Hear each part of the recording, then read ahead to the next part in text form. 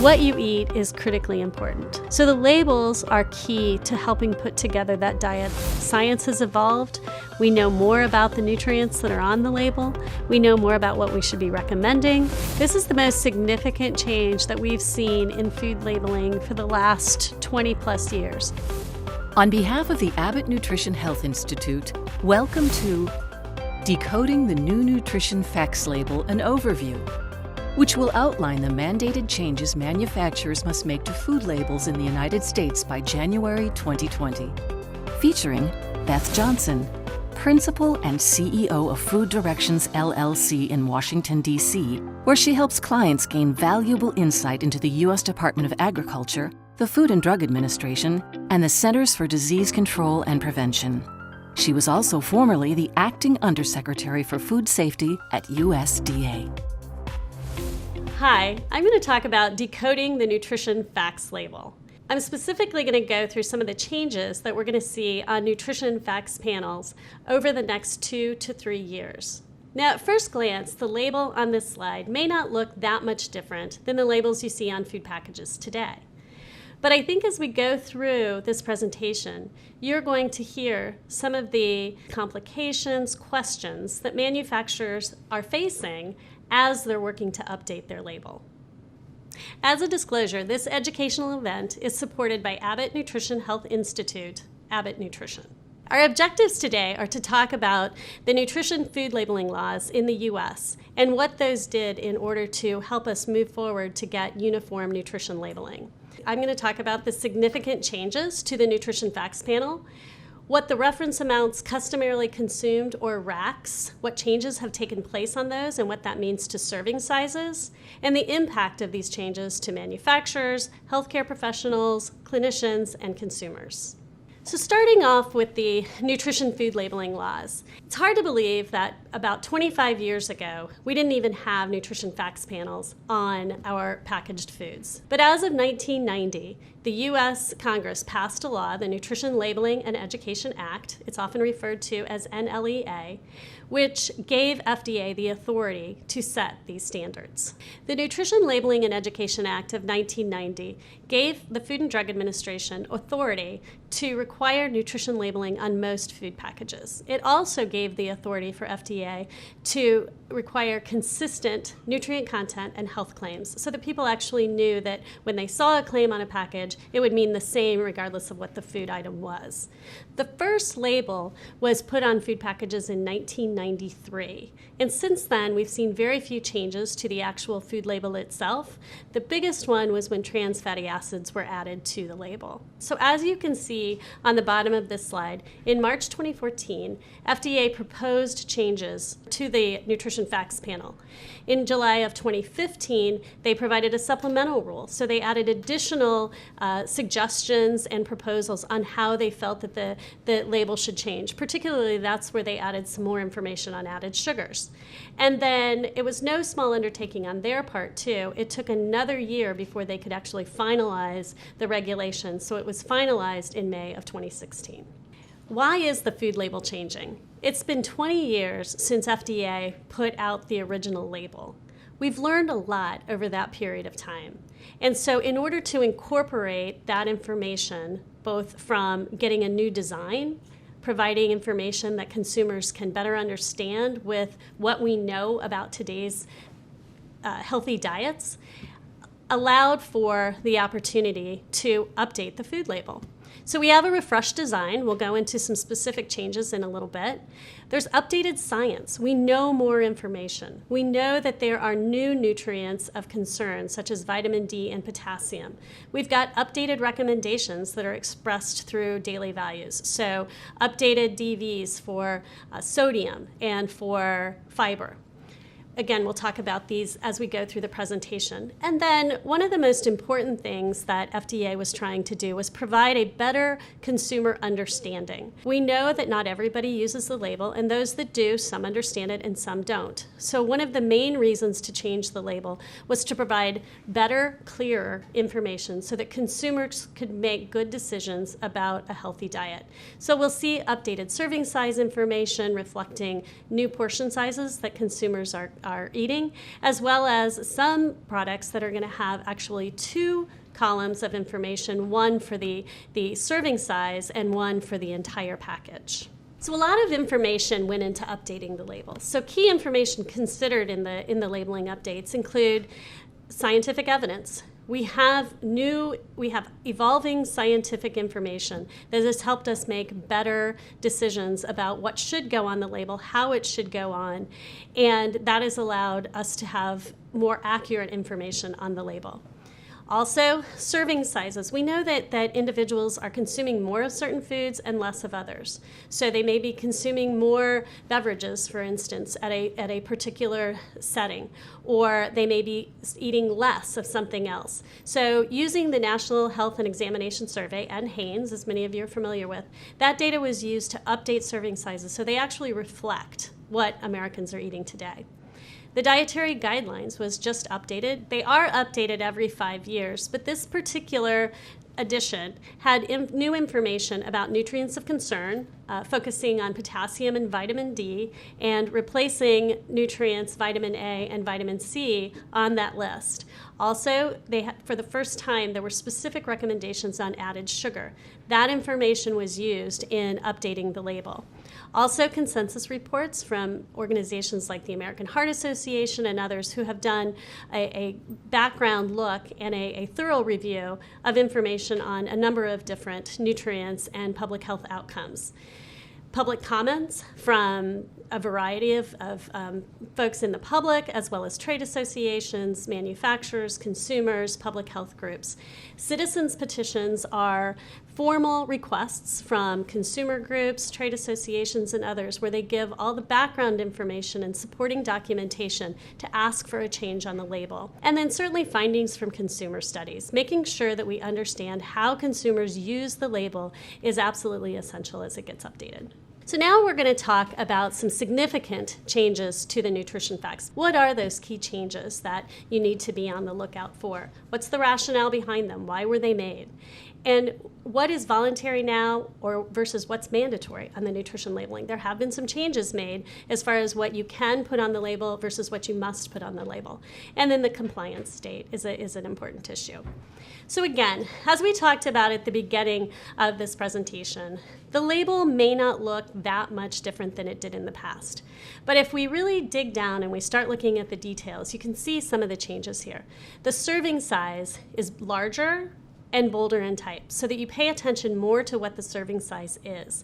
In the past, folks may not pay attention to the serving size and may eat a lot more than what is actually there.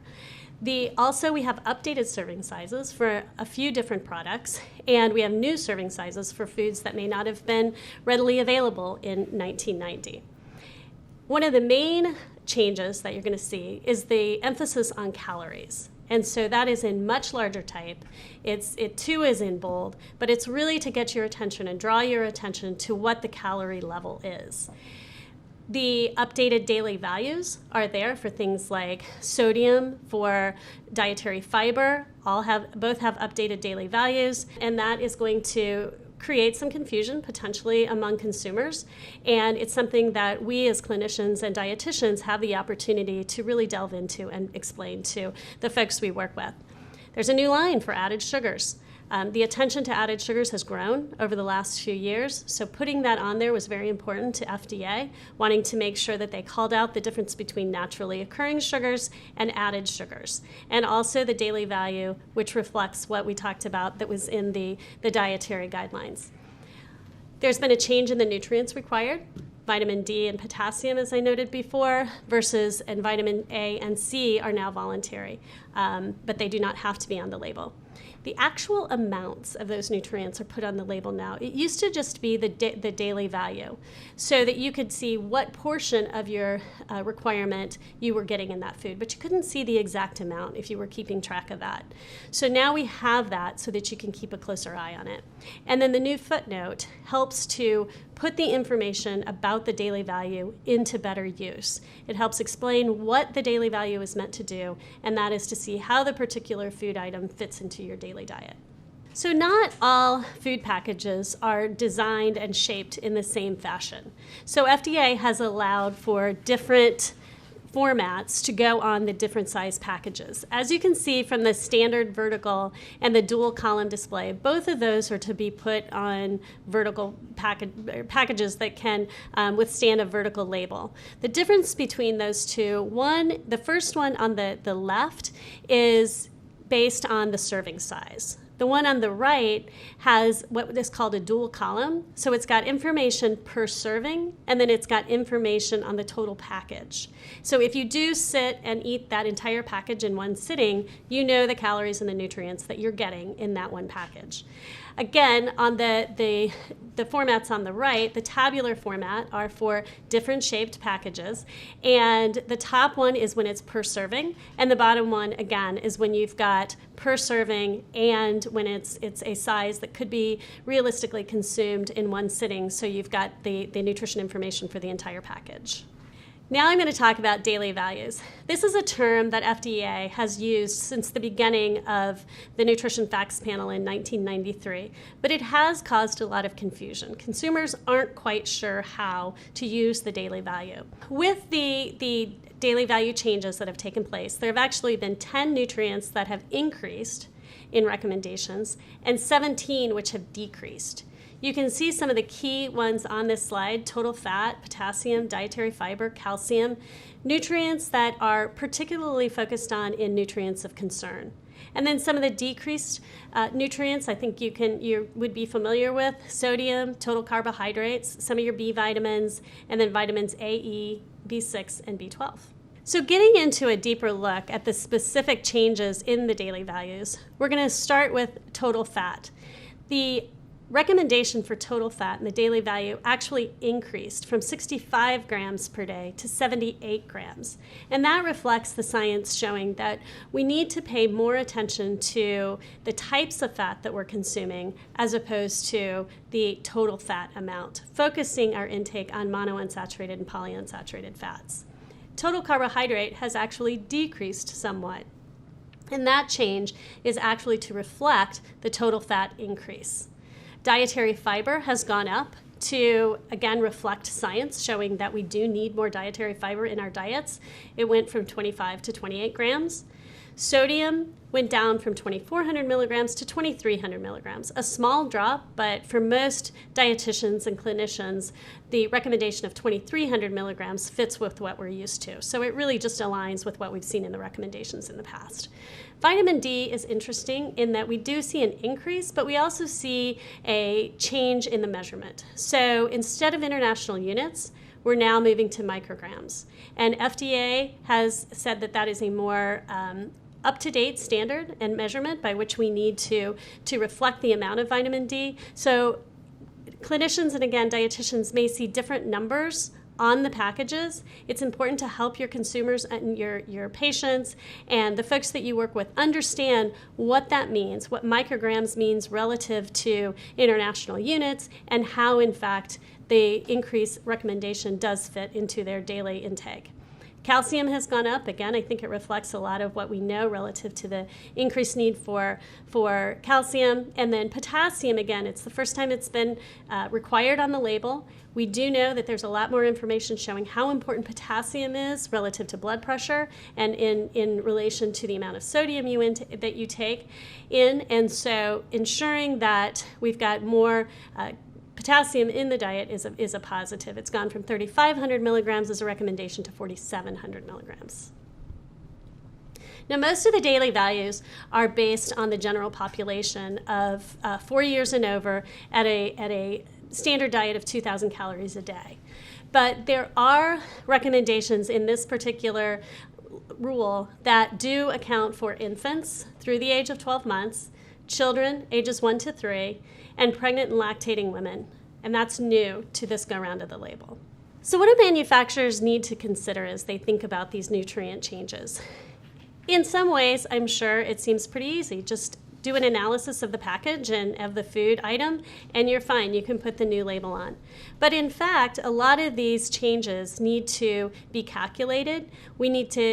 Manufacturers need to get the information from their suppliers to see what changes have taken place in the ingredients and how that may reflect what's on the label. There may be new reference amounts, and so that has to be determined. That will reflect what nutrient content claims can be used on the package. So for instance, a good source of a particular nutrient is 10 to 19%. Well, that, based on the daily values, that may change. We may not see 10% anymore of a particular nutrient. We may see 9%. And so that can no longer be a good source of a particular vitamin or mineral. These are all key decisions and key issues that manufacturers are going to have to consider as they move into making those label changes. Also, for the first time, manufacturers have to keep detailed records. So what do the consumers expect to see? Certainly, they're going to see different nutrients on labels. They're going to see a change in units, as we talked about, as far as before we may have seen international units. Now we might see micrograms. In some instances, we're going to see the same gram amounts for something with a different daily value. So if the daily value has changed, you may still see the exact same amount in the product, but now instead of 16% of the daily value, it's 14% of the daily value. Again, all issues that consumers are going to wonder, why has it changed? They're certainly not going to know the details of the rules and regulations of the new Nutrition Facts Panel, so it's incumbent upon all of us to help them understand what this means and how they can use this information to develop their healthy diets. And also, we're going to see a change in nutrient content claims on this. So at the bottom of this slide, you can see that we do have new nutrients on the label, moving from the current label with vitamin A and vitamin C at the top to vitamin D at the top and then potassium at the bottom. We also have the specific amount of a nutrient that's there. So if you're keeping detailed track of how much potassium is in your diet, which is extremely important for certain patients in particular, that information is there. It's additional information than just the daily value. So all of that information can help you utilize the information better as we treat our patients and talk to our consumers.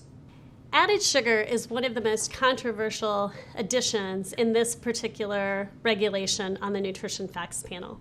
So let's go start from the beginning and say, why added sugars? Well, expert groups recommend decreased intake of added sugars. So we've seen that through the American Heart Association and others recommending a lower intake of added sugars in the diet. Public health interest groups also recommend lowering average consumption of added sugars, largely in order to help meet the nutrient requirements that are recommended for a daily diet without taking in excess calories. The 2015 Dietary Guidelines Advisory Committee report also recommended limiting added sugars to no more than 10% of your calories per day. That was the first time that we've seen a specific recommendation from a Dietary Guidelines Advisory Committee, and then that made it into the Dietary Guidelines for Americans. So how do we define added sugars? A lot of folks think, okay, it's just what I add to the top, and honey's natural, so that must not be, in fact, an added sugar. Well, in fact, FDA defines added sugars as anything that is added to the product that exceeds what would naturally be occurring in that product. So in the case of concentrated fruit juices, for instance, or honey, or other naturally occurring sugars per se, if those are added to a product and that product then exceeds its naturally occurring sugar level, then it's going to be considered an added sugar, regardless of what content it comes from. So FDA did establish a daily value of 10% of calories for the total dietary intake. And what that means is that if you look at a 2,000 calorie diet and determine that 10% of what that is, that would be 200 calories. 200 calories then divided by 4 calories per gram, you're going to get 50 grams of sugar that you can have a day for children 4 years and older. And then for children 1 to 3, because the caloric recommendation is 1,000 calories, you would take that in half. So 25 grams of added sugar for children 1 to 3. There is no daily value for infants. Now, there is one caveat that anything less than a gram of added sugar per serving does not have to be labeled, as long as the nutrition panel says not a significant source of added sugars. So let's delve into the debate about added sugars a little bit. The public health goal is clear: reduce consumption of added sugars. And certainly no added sugar claims are very popular amongst consumers. But one thing that science has showed us is that naturally occurring sugars and added sugars are treated no differently by the body. There's no analytical way to differentiate between added sugars and natural sugars. So the only way that we're going to be able to determine what's added and what's not is to keep close track of all the different ingredients and the amounts of sugars in things like seasonings and other ingredients that you might not necessarily think about have added sugars. And in fact, from a manufacturer's standpoint, he gets those supplied by someone else and may not have all of that information. That's all going to have to be tracked very, very carefully. And that's going to be pretty complicated. As we look at this information, though, and we consider the added sugar on the label now, we need to make sure that our consumers understand that that added sugar is only one part of the nutrition facts label. It's not the only thing to look at. So the simple fact that it has no added sugars doesn't necessarily make it a healthy product. So now you're looking at some of the decisions and issues that manufacturers are going to have to consider as they update the label as it relates to added sugar. First of all, they're going to have to make a determination of what is classified as added sugar in their products. They're going to have to identify those ingredients that are added sugars and whether or not they're added for something like fermentation. Sugar can be added for yeast, food for yeast in bread, and so it's not in the end product. So counting that in the end where the consumer is actually not going to be getting any added sugar would actually be inaccurate. And so even though it was added at the beginning, it's not at the end. Again, because suppliers provide a lot of different ingredients, seasonings to me is a great example that a lot of seasonings have added sugar components in them. But how much is added is not necessarily clear to the manufacturer. So they're going to have to get that precise information from the supplier before they can even begin to calculate how much added sugar is in the end product. And then manufacturers are going to have to decide, are there claims that may change? The record keeping is going to be absolutely essential.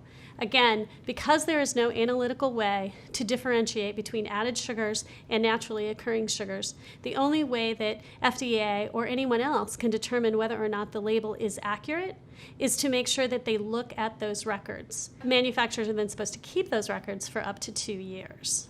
What can consumers expect then with added sugars? We will move from sugars on the label right now to total sugars.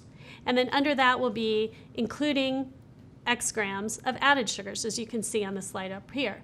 We'll see the gram amounts, and then we'll see a daily value, which is based on the 50 grams per day of added sugar. So as you can see from the labels here that we're looking at, the total carbohydrate content is 37 grams.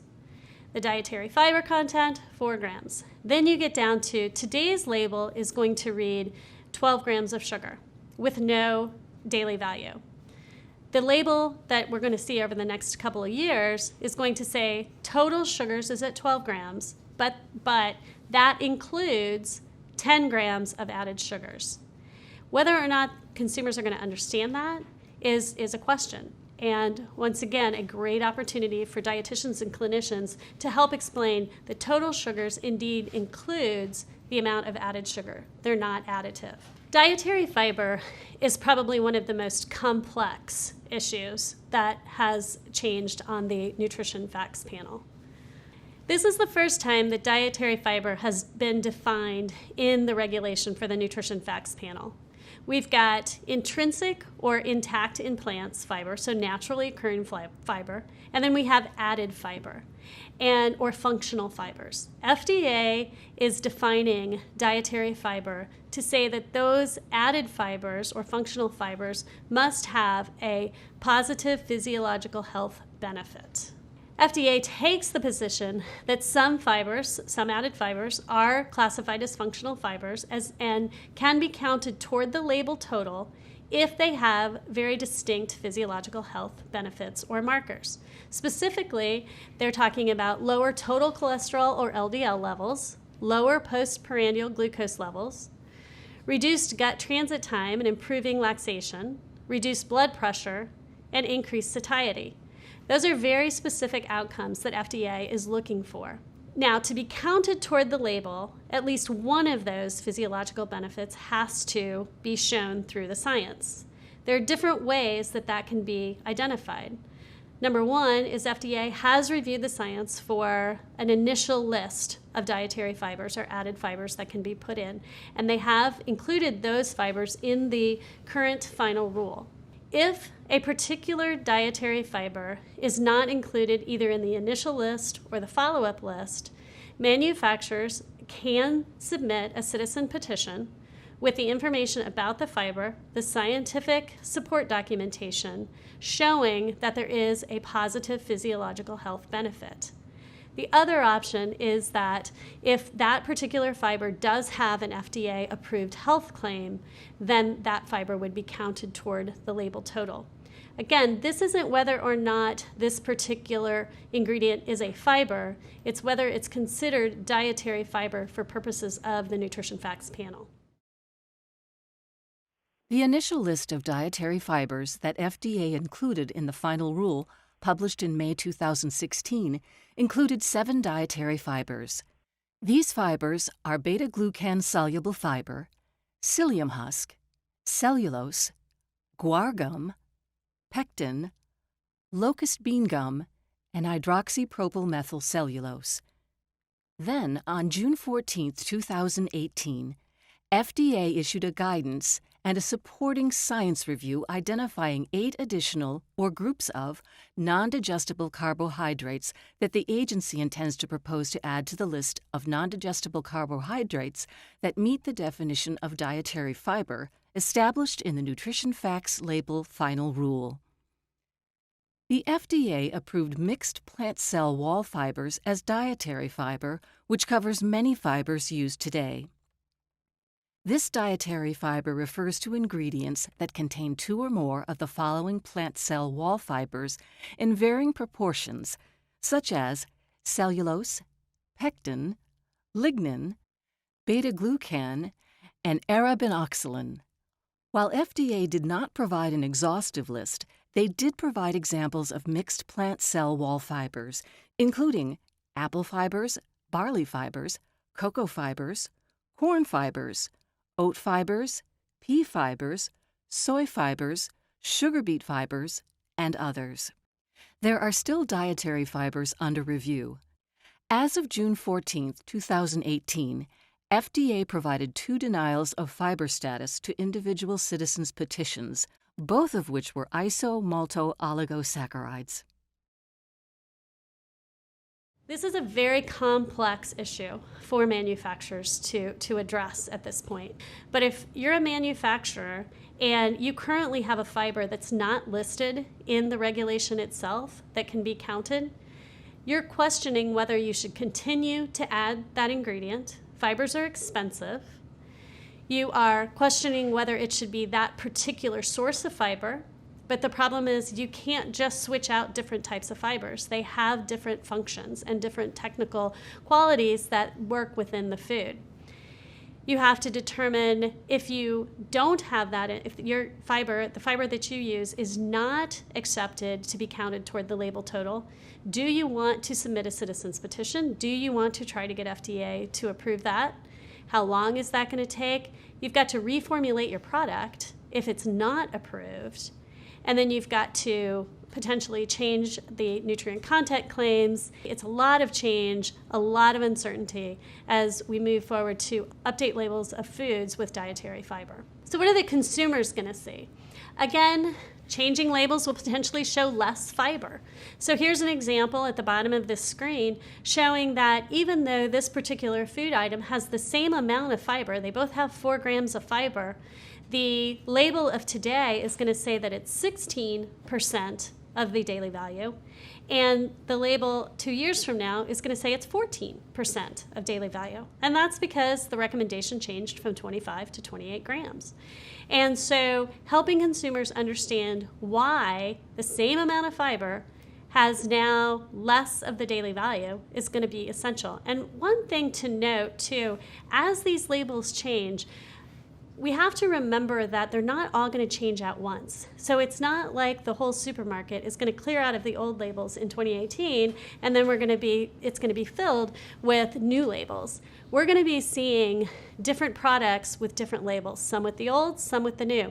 And in fact, some of the same products are going to have the old label and some of the new. So consumers could very easily pick up two products, the exact same products, one with the new label, one with the old. One has 16% daily value and one has 14% daily value. So a lot of difficulty for the consumer to put all of this into perspective. And again, we're going to see some changing health and nutrient content claims, specifically with fiber, because again, with that change of the percentage of the daily value, and because things like good source, excellent source are based on the nutrient content claim, then what used to be a good source may no longer meet that definition. Large firms need to have their labels updated to the new nutrition facts panel. Smaller companies have 1 more year.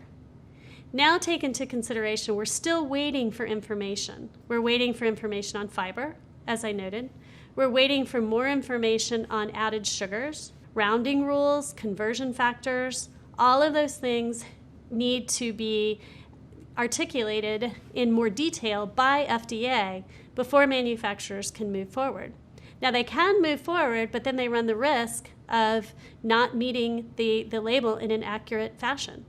So it's really a difficult time for manufacturers to move forward with trying to meet this 2-year compliance timeline while also still waiting for information. There are some exemptions from this particular rule. Foods sold for immediate consumption, foods with insignificant amounts of nutrients don't have to have the label on there. Infant formula, medical foods, which are very tightly defined, and bulk foods for further manufacturing. These are similar to the exemptions that we've had in the past, and they continue as we move forward. So the final rules also require significant record keeping. This is the first time from the nutrition side of the FDA regulations where manufacturers are going to have this detailed record keeping. The Food Safety Modernization Act also includes very, very detailed record keeping.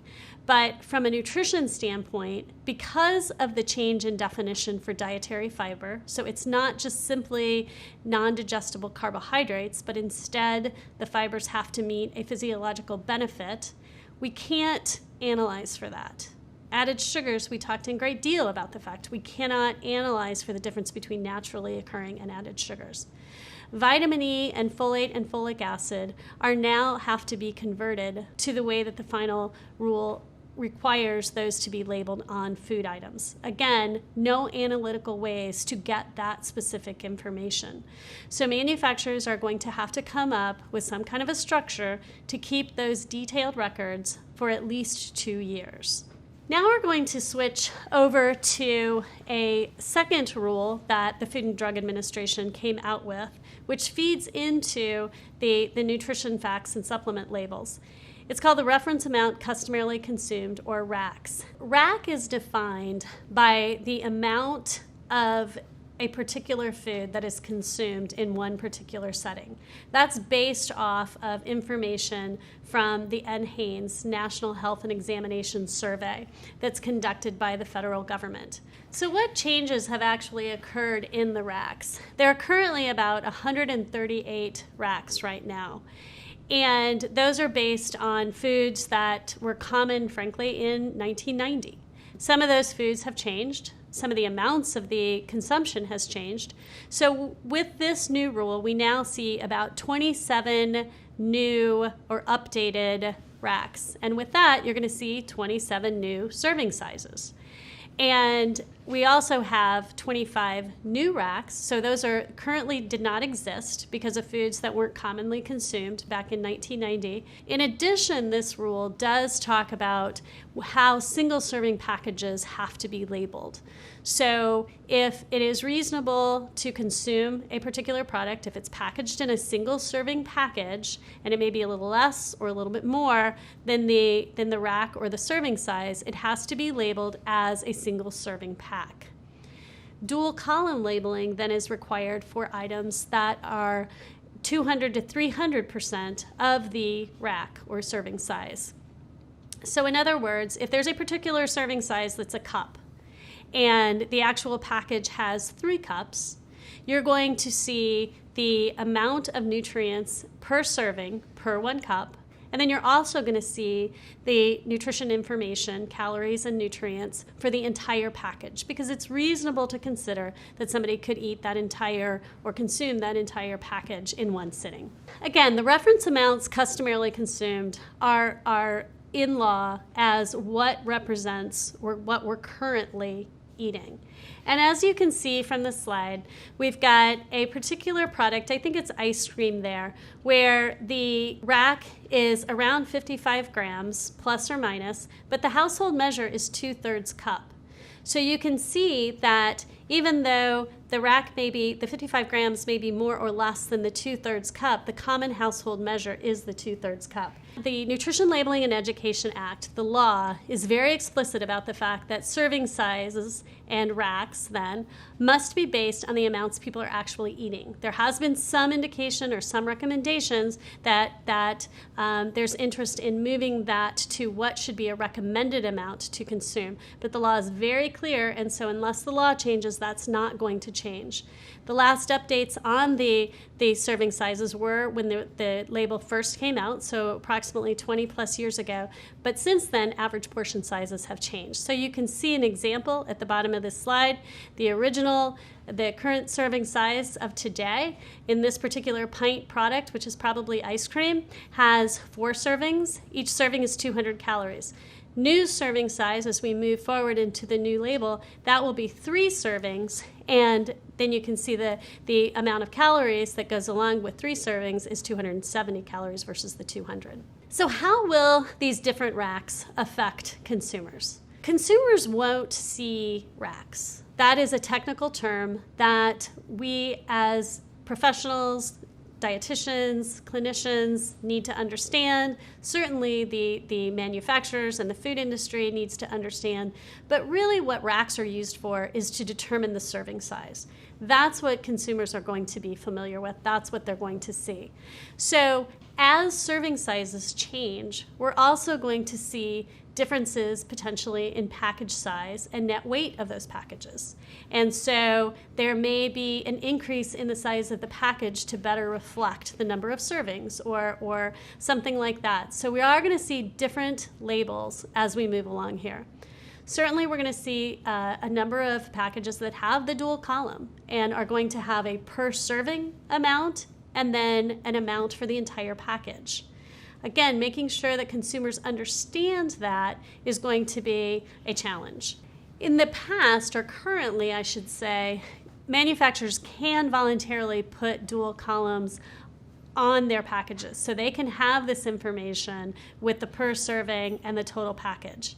You probably aren't seeing too many of those today because it is voluntary. The change here with this rule is that it will make that mandatory if the package size is between 200 and 300%. And then we may see potential price changes as, again, the size of the packages change, the net weight changes, goes up, goes down, what have you. We may see potential price changes as well. Now I'm going to talk about what the impact of these nutritional updates have on manufacturers, healthcare professionals, and consumers. So for manufacturers, a lot of questions are going to be around whether or not we need to reformulate the product. Do we need to change ingredients that are in the current products that we use now? Do those changes work? If we change those ingredients, can we add additional or keep our nutrient content claims, or are they lost? Are serving sizes different? How will that affect the rest of the nutrition information that's on the package? And again, do I need to change my product size? What do I need to do? For healthcare practitioners, we're going to see significant change in menu nutrient calculations, dietary analysis, meal planning. The information that the facts panel provides and gives to these types of systems is going to be crucial. And then for consumers, as they start to see new labels, it may impact their purchasing decisions. And they may, in fact, be confused about which I need to take and which I don't need to take as far as a food item, and which is the healthiest and which is not the healthiest, and why are they different. So there is going to be confusion, but there's also going to be probably changes. And manufacturers will then look and see how consumers have responded, and there may be more reformulations based upon how consumers respond to the new label. The slide you're looking at right here helps depict the complex nature and interaction between what effects we're going to see and the updates on the nutrition labels. Other impacts of labeling changes we see, again, we're going to have to change the way we look at particular diet planning, make sure that the information is up to date and accurate. One of the benefits with the new label in particular, as you can see from this slide, is renal diet planning. In the past, we haven't had potassium on the label, but with that addition, it is going to be beneficial to clinicians, dietitians, and others who are planning diets specifically for those individuals. And then policies are also going to change, and so certainly institutional meal planning, school lunch, congregate meal planning are largely rely on what the daily values mean and what the daily values are and what the recommended dietary allowances are. So making sure that you know what those are, you're very familiar with the updates, is going to be absolutely essential if you're helping put together those meal planning. So in conclusion, I hope that one of the things that you're asking yourselves today is how can we, as health professionals, clinicians, dietitians, help consumers? Certainly, education on reading the label is going to be essential. We're not going to see these labels for a period of a couple of years. But thinking today about how you're going to be able to explain those changes is absolutely essential. Looking at the entire label, not just looking at one particular nutrient or one particular line, is going to be important to help them put together a total healthy diet. Moderation is still the key. That hasn't changed, and it will continue to be that way as we move forward. Making sure that we balance our calories in and our calories out. This information is just about nutrients. It doesn't talk about exercise. We all know as health professionals that exercise is essential to making sure that we have healthy lifestyles. And then understanding the label claims. This is one that can be extremely confusing. But again, as professionals, it's incumbent upon us to understand what those label claims mean and then help our consumers, patients, clients put that into practice. So overall, why are we doing the label changes? What can we expect to see? And when can we expect to see it? Well, certainly the science has evolved. We know better how to communicate to consumers. We know that there are different nutrients that we need to focus on than we did in the past. We've had the same label since 1993. How many things do you know are the same as they were in 1993? We're not wearing the same clothes as we did then. And changes will begin now and then go through at least July 2018, but we'll probably see them then after that as well. Thank you. Thank you for participating in this program, Decoding the New Nutrition Facts Label, an overview. We hope that this program will further your understanding of the mandated changes in nutrition labeling practices and support your effort to help you and your patients stay healthy and informed.